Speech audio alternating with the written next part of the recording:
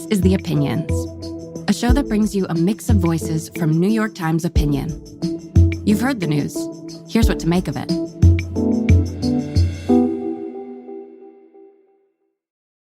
I'm Nicholas Kristof. I'm a columnist at the New York Times. Usually column writing is a one-way street, and we pontificate and tell the world what we think. And instead today, I've invited some people who really disagreed with a column to speak up and set me right. Now, I want to persuade readers. I want to win them over on issues that I care deeply about. That's why I am a columnist.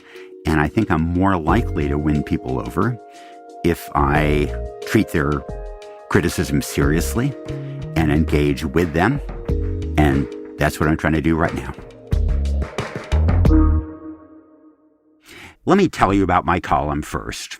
In it, I quoted Bill Clinton in his speech at the Democratic National Convention, in which he said, "It's important to try to persuade voters we disagree with, and we do that by listening to them rather than by demeaning them." I urge you to meet people where they are.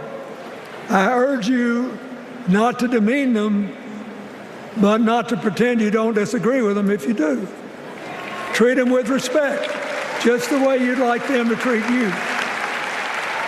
So I wrote a piece arguing that Clinton is exactly right, and that Democrats in particular should go after Donald Trump himself, but should really try to avoid the impulse to demean all Trump voters as racists, as bigots, as idiots.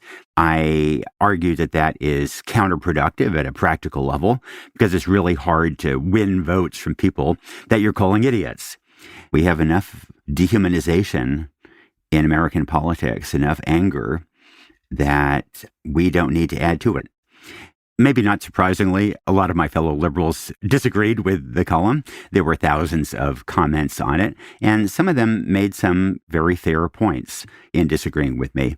I thought I would try to address some of those concerns, in the interest of having a thoughtful discussion about this.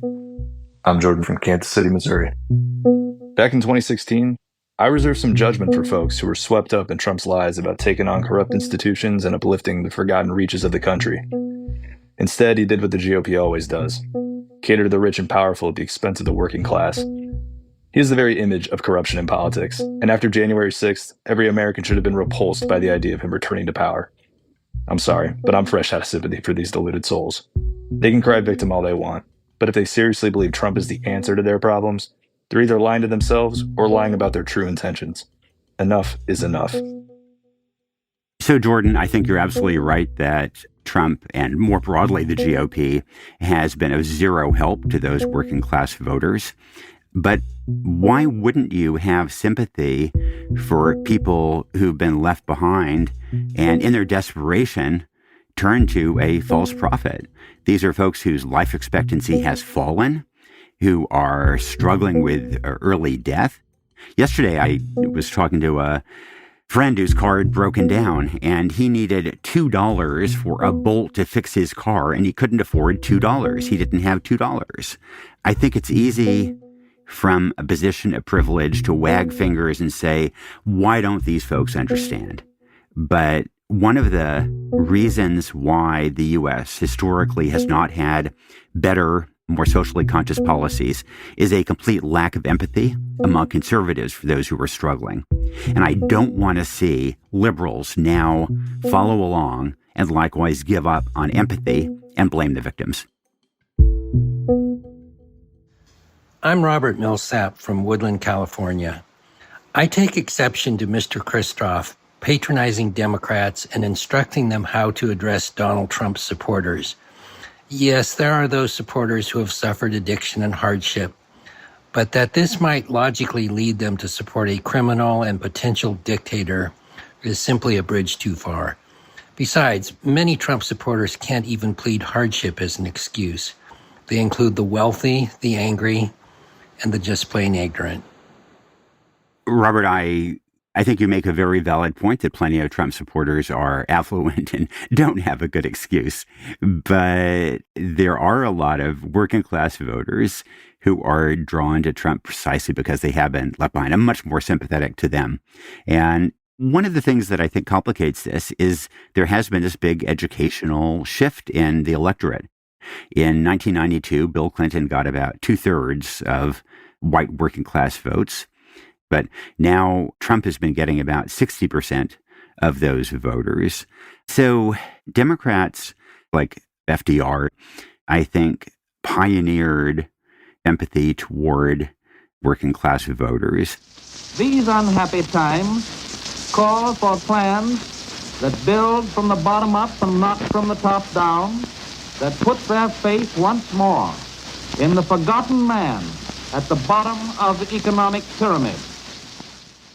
Now, that was a time when there were many working class white Americans who were profoundly bigoted and anti-Semitic and racist and sexist. Yet FDR didn't catalog their shortcomings and say, oh, well, you don't really deserve empathy. Rather, he reached out. He acknowledged their pain. And he won elections. And so I'd like to see us recover some of that empathy and some of that ethos.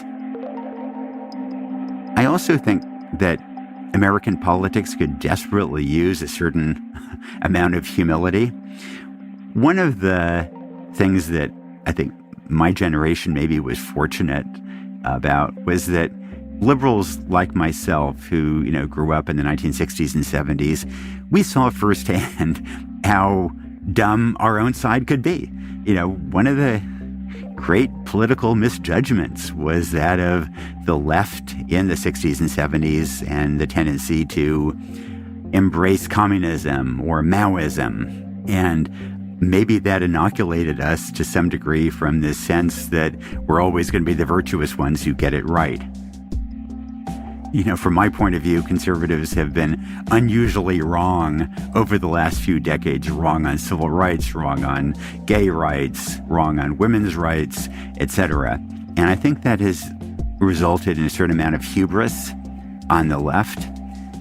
I think it's worth pushing back at that. We all have a tendency to screw up. And I think that perspective perhaps can give us a little more sense of respect and civility for those who disagree with us.